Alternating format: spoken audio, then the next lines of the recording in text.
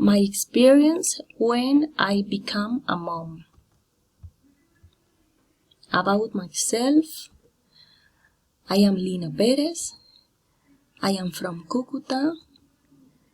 I live with my husband, my mother, my daughter. I am work at the University of the Andes. I like to cook. I like the beach.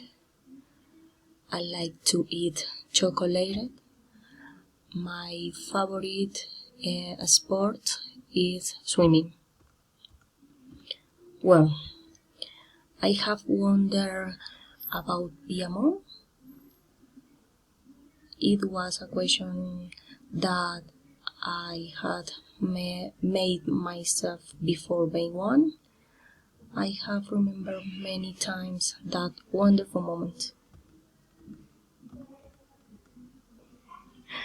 Because my husband and I were expecting for a long time before making the decisions.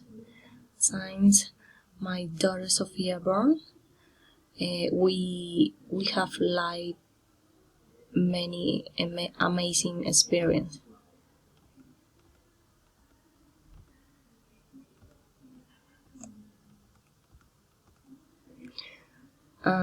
We have been together 8 years since then.